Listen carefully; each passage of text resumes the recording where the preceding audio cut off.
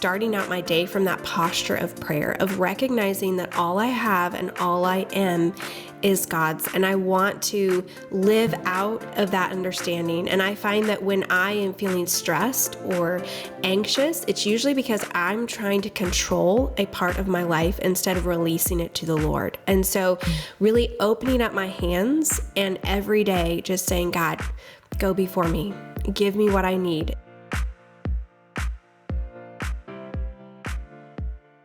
Hey, maybe you're feeling stressed, exhausted, and burned out. Well, we have some help for you. It's coming from Paine. She's a New York Times bestselling author. She is known as the money-saving mom. That sounds awesome. I want to find out about that. This is why she knows a little bit about this topic. She is the wife and then mother of 6 kids. Woo! Wow. Great Scott. And she has written The Time-Saving Mom, How to Juggle a Lot, Enjoy Your Life, and Accomplish What Matters Most. Crystal, thanks for coming to the show. Thank you for having me. It's an honor to be here. Well, you're welcome. So, 6 children. Great Scott. Wow, I can see why you needed to figure this out. Where did this book come from? You know, this book was really something that my publisher begged for. I feel like my life is so simple, as in the principles that I follow, the systems and rhythms and routines. And I actually told my publisher for a while, I was like, you guys, it's so simple. Like, nobody's going to want to read a book on just all this simple stuff.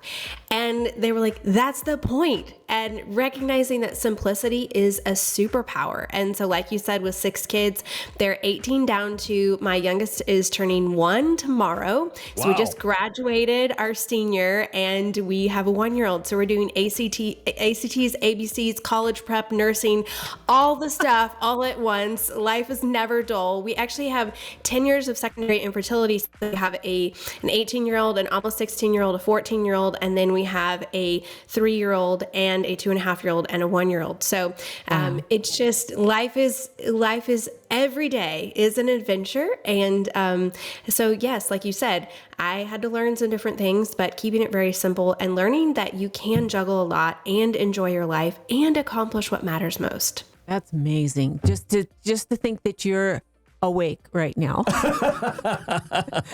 Talking to us, being coherent. I've raised 2 of my own, now have 6 grandchildren, and I stayed with my grandchildren for a week recently to give the parents a break, and I am not over it yet. So I need to eat up everything you've got here in this book. And so I think that finding time to invest in the important things in life is what the challenge is for most of us. And what led you to create, I know you've got a 4-step process, but I really want to hear your life story. When did you recognize that you would even need a 4-step process?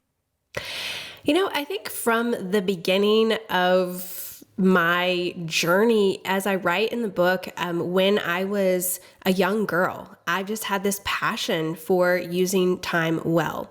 And I actually open up the book talking about when I was 18 years old, graduating from high school. I gave a speech at my graduation, not because I was the valedictorian, but because I was homeschooled. So you get to give a speech when you're homeschooled. There's only a few graduates. I love it. So my speech was, time is short. Like, that was what I wanted to impart to everyone who came. And so I've really had this passion for a long time to really want to use my life well. And my heart is really to think of what's going to matter in 25 years from now, what's going to matter at the end of my life. And I want to wrap my time and my life and my energy around that. But honestly, our journey has not gone at all like we expected.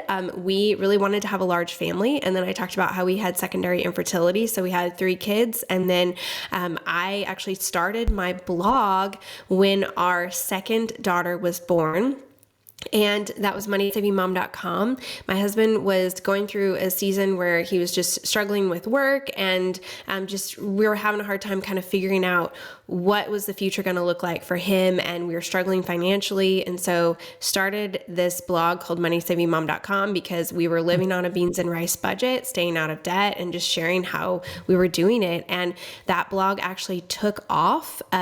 Within a year, we were making a full-time income off of that blog. Oh, wow. And so it was just kind of this crazy set of circumstances where my husband had gone to law school. He was going to become this attorney. We pictured we'd have this large family. And pretty soon here, he actually, 2014, shut down his law firm and came to be staying at home. And we have these 3 kids and are doing this online thing that we never would have dreamed. And, just how God kind of writes the story that you could never write yourself. And through that, then we ended up becoming foster parents. And so you were talking about how, looking at my life and how it can feel like, wow, how are you doing this? Well, honestly, when in 2020, when we started fostering our first little boy that we said yes to, we fostered him from the NICU.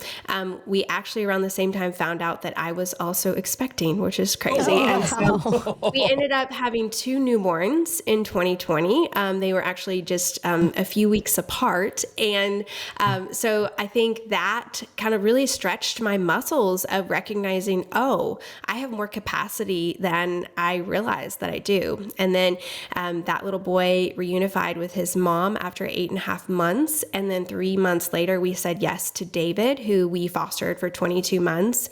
And he has a lot of special needs. He has Down syndrome and a cleft lip and palate and a feeding tube and a lot of medical complexities. He had a surgery within 3.5 weeks of coming to us. And so again, just got stretched far beyond what I could have dreamed or imagined. And we said yes to adopting him. And then 4 weeks later, found out that I was expecting again. And Wow. so it's just crazy. And now the little boy that we fostered for 8.5 months, we're super involved in his life as well. And we babysit him. We're actually his childcare for his mom right now. And so we have him a lot of weeks, 30 to 40 hours as well. And so we have 4 kids that are 3 and under. And so it's just crazy how, for years we were just praying and hoping and dreaming of the future and hoping that God was going to give us more kids. And then he gave us 4 and 2.5 years, That's amazing.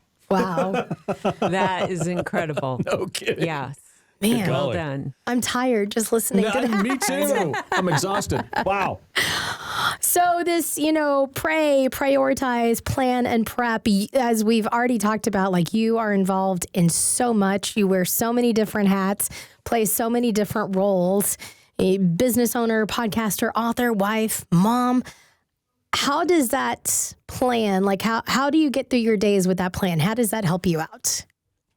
So really the 4-step system for me, keeping it very simple, but starting out with prayer, I know that I cannot do this life well on my own. And I am called right now to juggle a lot. And so how can I do that well? It's only by the grace of God. Allie Worthington, she has a book called Standing Strong, and she talks about how we are supercharged as superhumans with a supernatural power inside of us. And that is the Holy Spirit. And so in the book, I really talk about starting out my day from that posture of prayer, of recognizing that all I have and all I am is God's. And I want to live out of that understanding. And I find that when I am feeling stressed or anxious, it's usually because I'm trying to control a part of my life instead of releasing it to the Lord. And so really opening up my hands and every day just saying, God, go before me. Give me what I need. If I was up multiple times in the night, which honestly right now that's very common, especially because our 2.5-year-old, he has sleep apnea and just a lot of things. And so we're working through that. Just opening up my hands and saying, God, I didn't get what I would consider enough sleep last night. So multiply my sleep. And I'm going to trust you that you gave me what I needed to do what you called me to today. And so asking him to multiply my time, asking him to multiply my sleep, asking him to multiply my energy. And he is so, so faithful. But oftentimes I feel like that we're just over here trying to white knuckle our way through life in our own strength. And that's why we're feeling so stressed and so anxious. And so starting from that foundation of prayer and that posture of prayer, I also talk in the book about flare prayers throughout the day, shooting up these flare prayers when I'm feeling overwhelmed or when life, I just don't know what to do, or I need to have a conversation with a teenager and I'm not really sure how to approach it, shooting up that flare prayer and asking God to give me what I need. And he is just so, so faithful. That's awesome. Now you said the next thing is prioritize. Yes. So I have what I call a 6x2 priority system. So I have 6 priority areas that I wrap my time and my life and my energy around. And these are really things that it's like, this is what's going to matter in 25 years from now. But if I were to try to focus and put intentional time into each of those areas every day, I would end up very stressed and overwhelmed. And so I just focus on 2 per day. And then I rotate the areas that I focus on so that over the course of the week, I have focused in each area, hopefully at least twice. And so spending that intentional time in each area 2 times a week, 6x2 priority system, this really allows me to focus in on those areas, not feel like anywhere that I am, I need to be 5 other places. And also then allows me to just have more breathing room in my life and really more intention in my day. Love that. Planning. Talk about that part of it. So in the book, I talk about my planning system, which I use a hybrid planning system. And I think, everybody needs to figure out what works for them. So I give a lot of different ideas of ways to set up a system that would work for you. But for me, I'm a big fan of budgeting because of moneysavingmom.com. I'm a big fan of budgeting. I've taught budgeting for years. But I think oftentimes we can look at budgeting as this scary thing or the stifling thing. And for me, budgeting is actually the opposite of stifling, because when I budget for a specific area, like here's my grocery budget. When I go to the store and I spend the money out of my grocery budget, I don't have to worry. Am I going to be able to afford the electric bill? Am I going to be able to pay for the kids' activities? Because that is all budgeted. Same is true with our time. If we budget our time, we don't have to worry so much. Are we going to have enough time to do the things that we need to do? If we pre-decided our priorities and then we budget our time accordingly, we're going to feel like we have more time, and we're also going to be able to use it a lot more intentionally. And so I use Google Calendar to brain dump everything that comes into my head, like any phone call I need to make, anyone that I need to contact, any project that I'm working on, anything I need to remember. It all goes into Google Calendar as an all-day task. And then I also use a handwritten time block to-do list. So every night before I go to bed, I sit down, I look at my Google Calendar, I see what's on there for the next day, and then I write a handwritten to-do list with time blocks. But I add in a lot of wiggle room because there are a lot of interruptions in my life. And I'm usually add in 2 to 4 hours of just free time, that there's nothing planned. So then when interruptions happen, I don't have to feel like, oh man, you're totally wrecking my plan. But it's like, I planned for this. And so I can freely, in a very non-frustrating way, just step into that interruption and see it as, a divine appointment. And so for me, the time block to-do list is like my brain on paper. It's my budget for my time, and it helps me to be able to focus and make sure that I'm getting the most important things done. And also then having time for fun, because I budget in time for fun, just like with our money budget. We budget in for fun money, budget in time in our schedule as well for fun. I love looking at your schedule like a budget. Yeah. Because that makes a lot of sense. When you run out of money, you're done. And if you run out of time, you can't get it done. Exactly. Yeah, that's smart. I like that. Trouble with me is I see it all as a big suggestion. Oh, okay. I'm like, you can try for this. You can try get this done. Yes, I can tell that the intentionality is the important key in that actually working. Yeah. Well, and that's one of the things for me. I am a very optimistic person, which is a wonderful thing. And also it can be a really bad thing, because you just assume that, oh, absolutely, I could get 37 hours worth of work in a 24-hour day. And so for me, I would write this huge long to-do list with this optimism of like, I'm going to be able to get it all done somehow today. Like there will be absolutely 0 interruptions, and I'm going to have this energy like nothing else, and my time is just going to be multiplied. And so for me, having that budget for my time of, looking at my day as I only have 24 hours and being realistic about that and writing it out with time blocks has been so helpful for me, because I'll realize, oh, there's no way I'm going to be able to get to all those other things. I'm going to have to prioritize and be careful here. And then it allows me to go to bed at night knowing tomorrow is doable, because I plan the day and there's time and breathing room, and I'm going to be able to get those important priorities done and also have time for fun. Some of us, and one of them might be me, are a little too optimistic is how long it takes for you to get ready for something. And then you're late. So, although I'm always just kind of guilty of being a few minutes late. I'm not too, flagrant on that. You're fashionably late. Is that what you're trying to say? Well, I know that you've talked about Roger's ability in this area as well, Sally. So there's that. Well, okay. That's my husband. Yeah, exactly. Very optimistic about his timing. Yes. You're what a friend of mine calls latte late. Because you walk in with a coffee. There you go. Exactly. Yes. I'll have to pick that up. Now, Crystal, I'm impressed. You just talked about this. You're fostering a child with special needs. My wife and I have a daughter diagnosed with multiple special needs. And to, on your own, decide to do something like this is impressive to me, because just this alone, the divorce rate for special needs parents is in the 85 percentile or higher. So I'm just curious about this. This is fascinating. How did David come into your life?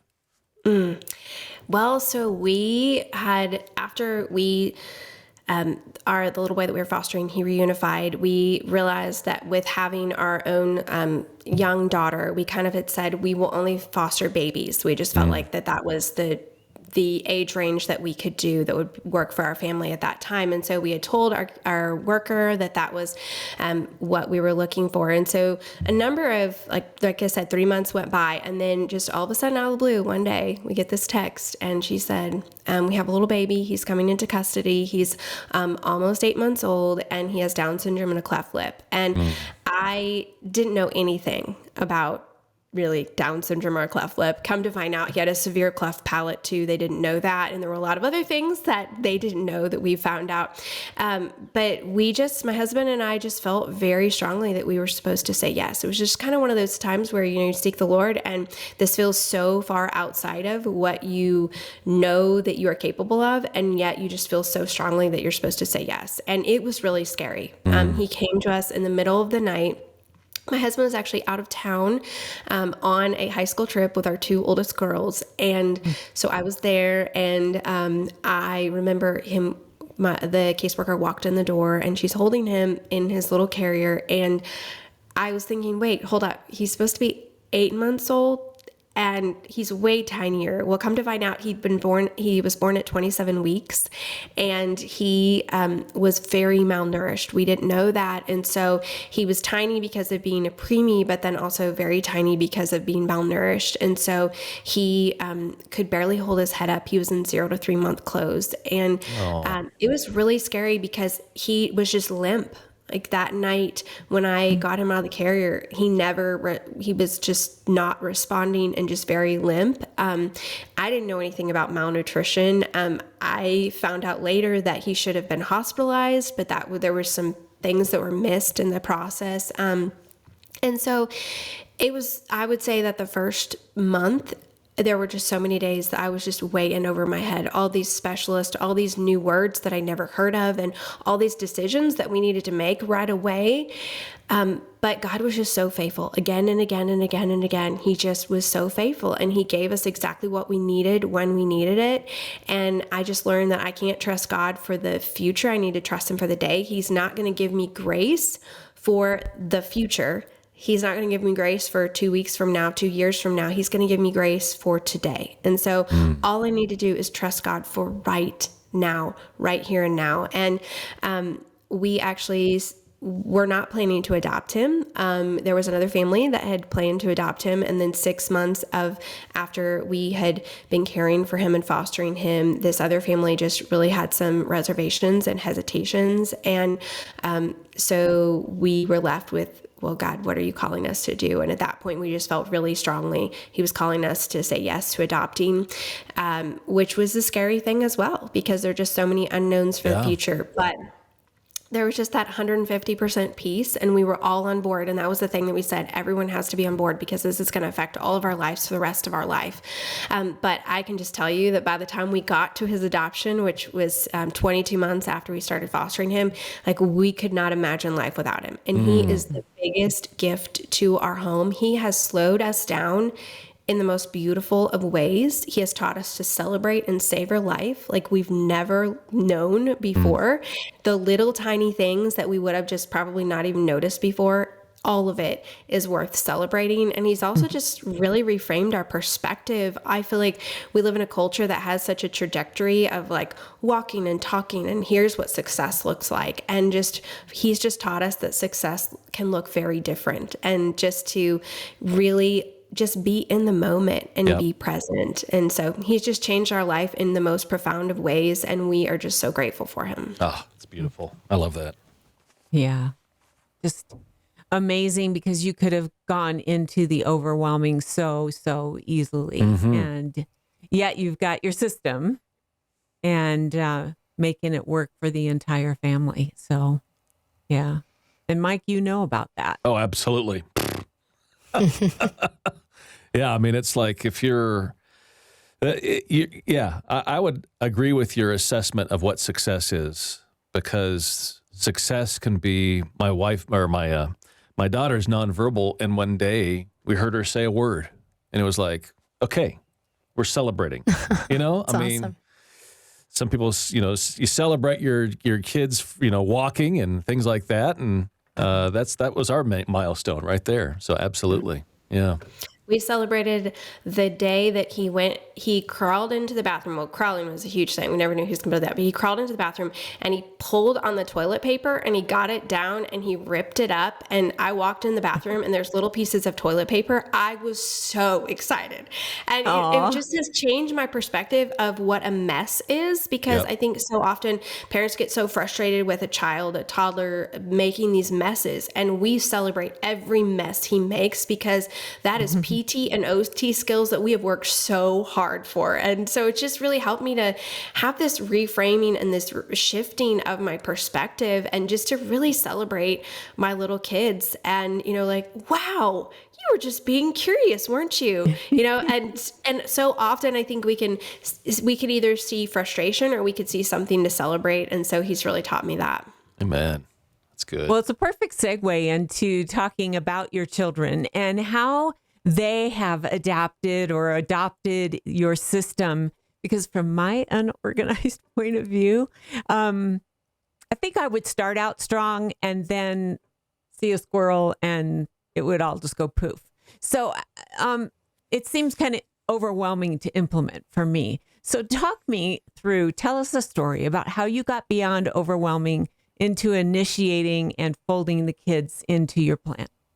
Well, I think one of the things I just want to say to you is that I feel like a lot of times people think that in order to use your time wisely, you need to be a very organized, systemized person. And I don't think that is the case at all. I think that it's about being intentional with your time. And so for some people, they are going to have what might look like a very chaotic life to some, but they're going to be caring so much about people, and they're going to be investing in people. And honestly, that's what we want to wrap our time and our life and our energy around. And so I am more of an organized person just because of how my brain operates, but there's been a lot of chaos in our home in the last 4 years.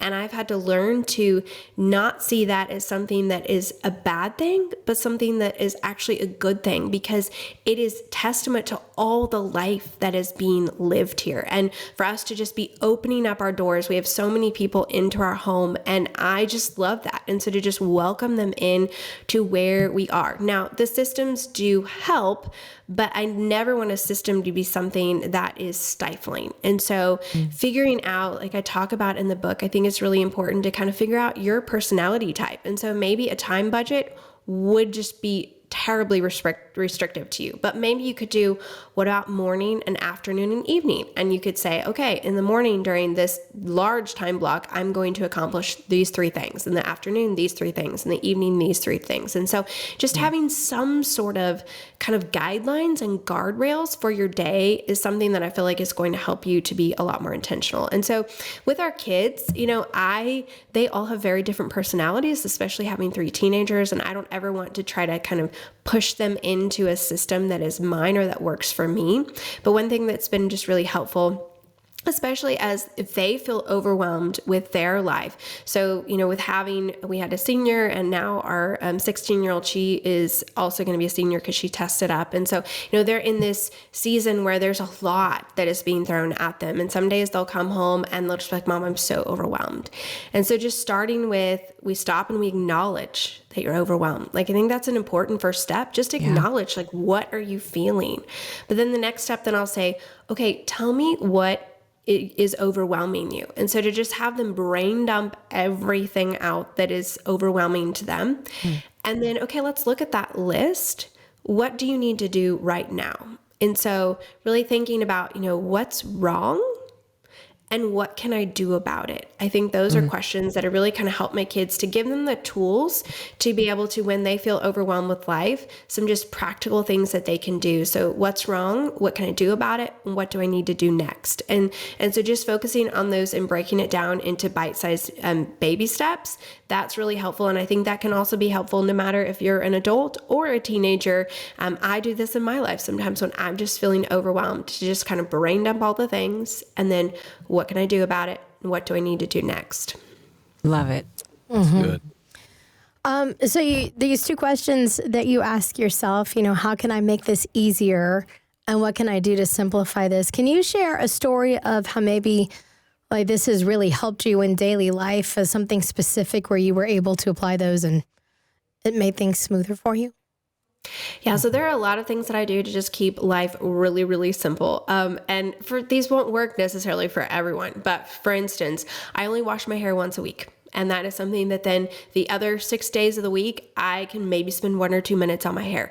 And so it saves me so much time. I wear kind of a uniform where it's just kind of the same type of outfit pretty much every single day. Makes it super simple. And I only have maybe around 7 to 9 outfits at any given time. And so it just keeps life super, super simple. I oftentimes will eat the same food over and over again. I use the same kind of makeup and I do the same routine. And so just having these areas in my life where I just have simplified, because to me, that is not something that I want to invest a lot of time in, but it's something that needs to be done or that I want to do. That has helped so much. And so I just challenge people, think of areas in your life where it's something that, you need to get up and get dressed every day, or you need to have your hair or your makeup or, your clothes look presentable. So how can you eliminate the decision fatigue, make it easier so that it just kind of happens on autopilot without you thinking, so that you can put your time and your energy and your thinking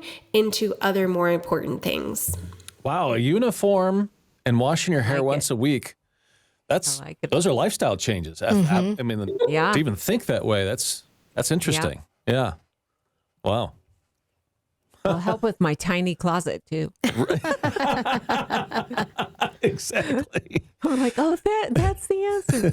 It's like when you have less, like the fewer decisions you have to make, the more space that you have in your head. It's the same thing, like why I use Google Calendar to kind of brain dump all of the things, so that the less that I have in my head, the less that I feel burdened by. So if I can brain dump that somewhere else, same thing, the less that I have in my home.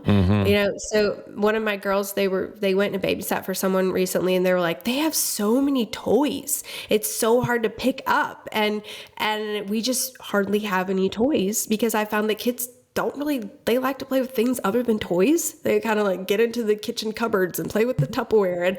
And so just simplifying by fewer things means fewer time spent really picking it up, organizing it, keeping up with it. And so I did the same thing for my little kids' clothes. They only have usually 7 outfits or so. And it just makes it so simple, because you just wash and rewear.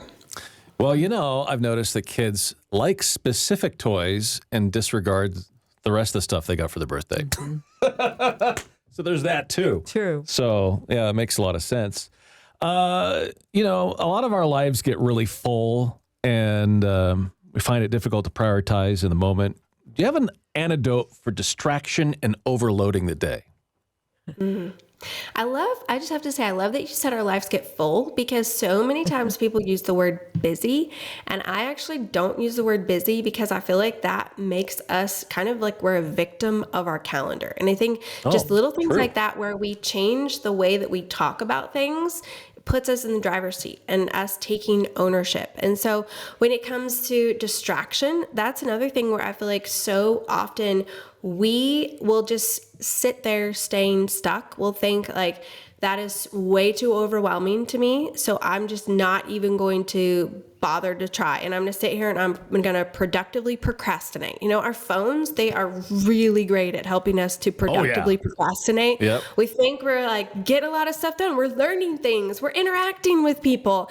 And actually, we might just be keeping ourselves from the thing that we need to get up and do. And so I challenge people, if you are sitting there scrolling or doing something else where you just find like you're trying to avoid the thing that you really should be doing, set a timer and say, I'm just going to get up and for 5 minutes, I'm going to do that thing. And maybe the reason that you are avoiding it is because it feels so overwhelming. And so maybe you need to cut it down to a smaller bite-sized piece. So like I talked about, you know, our kids, when they feel so overwhelmed, brain dumping everything, but maybe it's that you have this project, like you feel like I need to, clean out the garage. And you're like, there's so much stuff in there and I don't even know where to start. Well, why don't you just say, I'm going to do this tiny section and I'm going to go out there and I'm going to spend 5 minutes. Oftentimes when I set my timer and say I'm going to do something for 5 minutes, I find that pretty soon I'm like, I could do another 5 minutes. I could do 10 minutes. And you just need that momentum to get started.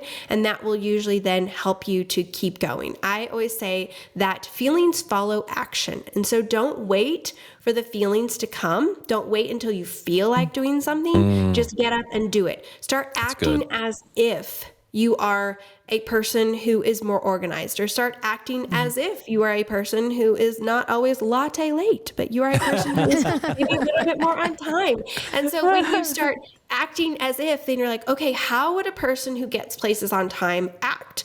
What would they do? Okay, I'm going to act as if I'm that kind of person. And the more that you just help yourself to act as if, the feelings often will follow the action. Now, that doesn't mean that you're going to, become this most amazingly organized person, but you're probably going to be a little bit more organized than if you just sat there and were like, well, I'm just not an organized person. I'm just always late. I'm just always behind. That's just who I am. And we kind of wear it as a label that we live under and we lead with. And then pretty soon it kind of makes us a loser. And so I just really challenge you guys, let's stop getting stuck in these negative mindsets that are keeping us and stifling us when, we get to choose. We get to choose how we talk, how we think, and so much of our success or lack of success starts in our own brain, what we tell ourselves and what we believe and what we live under. Wow. Yeah. How did you look? How did you see into my garage? What happened? That's amazing ability there. And by the way, here we go. I gave her the code. Oh, that's awesome. Yeah, love that. Wow, so much to grab onto there. I really appreciate something you mentioned lightly just a little bit ago. And I'm in that phase of life that it's like, whoa, how have the years gone by so fast? So you're 25 years from now, what's going to matter? That concept has helped me personally many times get through the clutter to do the important. So talk to me about how that came to be. What was the moment in time that led you to think, you know what, 25 years from now? As I was writing this book, I was really trying to think back to where did I kind of start getting that mindset, because it's something that I've really thought of for a long time. I actually think about my funeral a lot, which sounds weird, but Really? it's true. Wow. And I have for years, not in this morbid way, but just really in this way of what is going to matter at the end of my life. I really want to spend my time investing in that.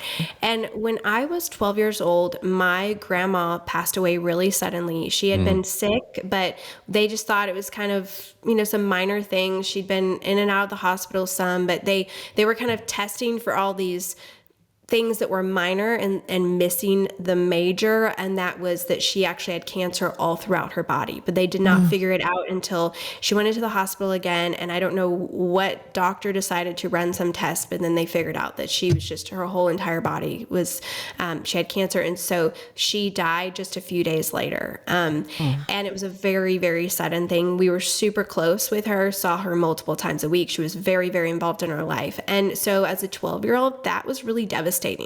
Like to have this person who was so close all of a sudden just in a few days time just pass away. And I remember it really changed the way that I thought about life, because for the first time I was like, oh, like I'm not going to be here for forever. These people aren't going to be here for forever. And I really want to spend my life in a way that is going to matter. And so I think that for me is what really started it. And like you said, when we have that view of thinking of the end of our life, it really causes us to kind of zoom out. It's like we zoom out, and instead of getting stuck in the weeds of something that's really disappointing, something that's really frustrating, something that we're just sitting there worrying about or psychoanalyzing, when we zoom out, it gives us this bigger picture of so many of those things don't really matter that much. And so I try to think of that a lot. If I'm feeling frustrated by another person, or I'm feeling just worrying about something, or I'm feeling stressed about this little thing that in the moment might feel like a really big thing, to think what's going to matter in 25 years from now. And so often I'll be like, well, that definitely is not going to matter. So I can stop psychoanalyzing or trying to micromanage or worrying about that thing, because I really want to wrap my life and my time and my energy around those things that are going to matter at the end of my life. You know, I just heard it. I'm trying to remember who it was. It's just slipped my mind, but an interview with somebody recently that was very successful. And they basically said, go to a funeral every once in a while, because it does make you take stock in your life and where you're at and what's really important. And you're right. We spend a lot of time on things. Does it really matter? It doesn't. People are the most important thing that matters. And that right there can help you prioritize things. It's like, what am I spending my time on here? It just doesn't matter at all. I think that's one reason Ecclesiastes is my favorite. You know, Solomon knew that. He was telling us that life is a vapor. Yeah. And I've had enough experiences in life to prove that. So to just experience that we're here, and knowing that we can make a difference really helps to get rid of the distractions. Yeah. Of I'm too tired to have the family over, or whatever it might be that's robbing you from the experiences that the people you love will remember. Yep. So I loved reading about that. Thank you. You know, you talked to us about that phrase that pops out of our mouth all the time. I don't have time. I don't have time to do it. Which is I feel like that's a very natural phrase for most of us. And you had this realization that maybe we should stop saying that. What do you say instead? Yes. So I think that so often like I talked about, we are we feel like we're a victim of our calendar. Like we're saying, I just don't have time. I mean, I'm just too busy. Life is just too busy. I don't have time.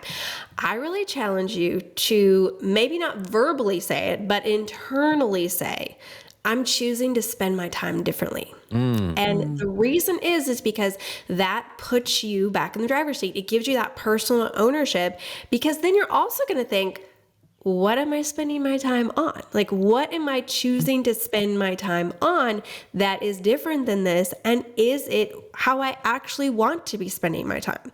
When you say yes to one thing, you're in essence saying no to another thing. When you say no to one thing, you're in essence saying yes to another thing. And so really paying attention to, how am I investing my time? So if I say I don't have time, let's say to, one thing I hear from a lot of women is to read my Bible.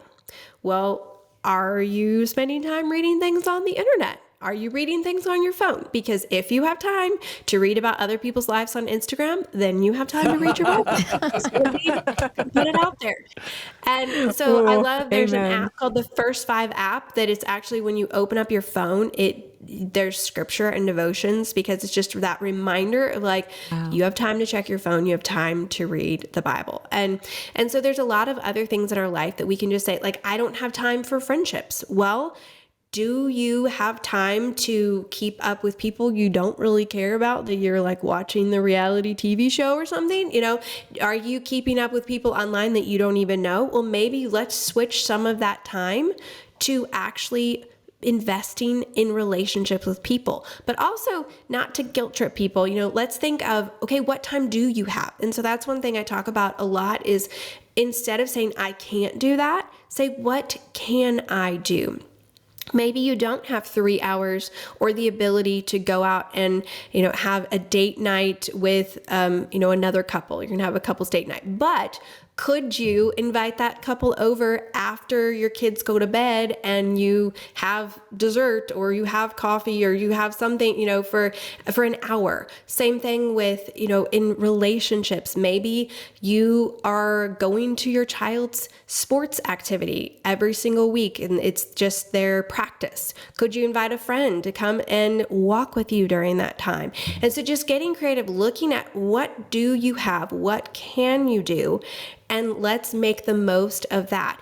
Even just 5 minutes. There is so much that you can do in 5 minutes to invest in other people, whether that's sending a text, writing a quick thank you note, calling a friend, in face-to-face, looking at a child and just looking into their eyes and listening to them and having that conversation.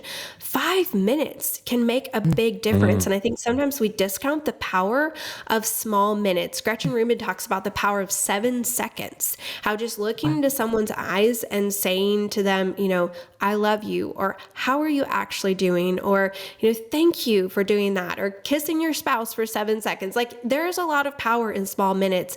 This book, I actually wrote it in 5 and 15-minute segments because that's all that I had. And so instead of being like, well, I can't write a book, there's no time to write a book, being like, what do I have? What's in my hand that I can use? Okay, I'm going to take these 5 and 15-minute little sections of time that I have, and I'm going to make the most of them. And the book got written. Wow. That's encouraging. You wrote a book in little 5, 15-minute increments. Well, I guess if you want to write a book, get off your keister, right? There you go. That's amazing. Speaking of writing, tell us about the chapter that you never intended to write. What's that all about?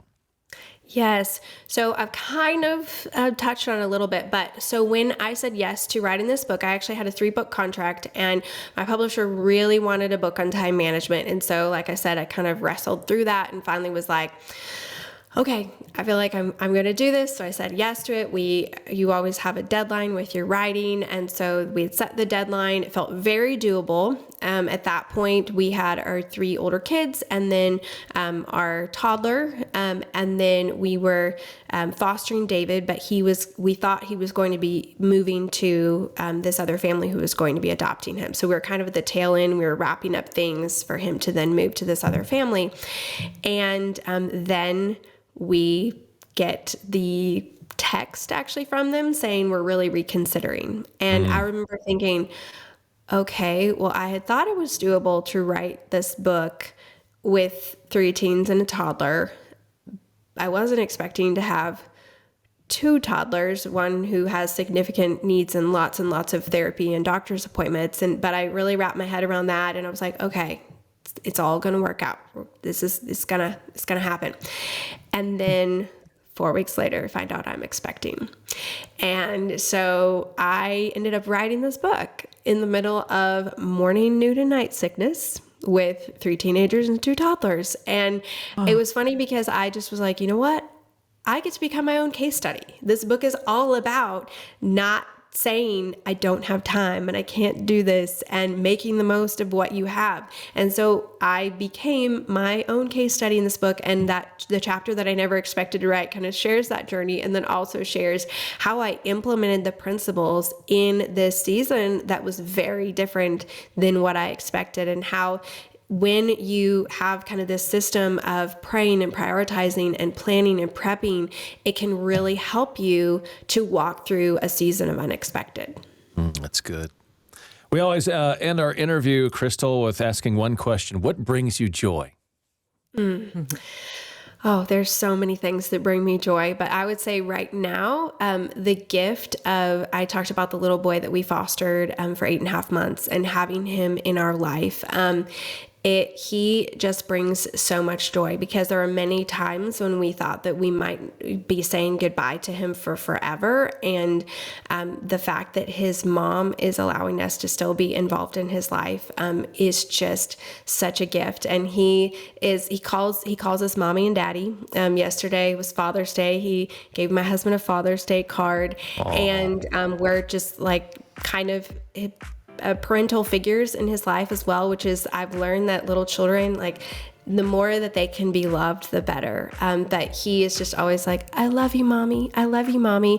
The other day he walked in and he's like, you are so pretty, mommy. And it was just like such a gift, because we've cried so many tears over just his whole story. And just, there's been a lot of ups and downs and a lot of challenges. But the gift of getting to see him be 3 years old and so secure, and his mom just loving him so well.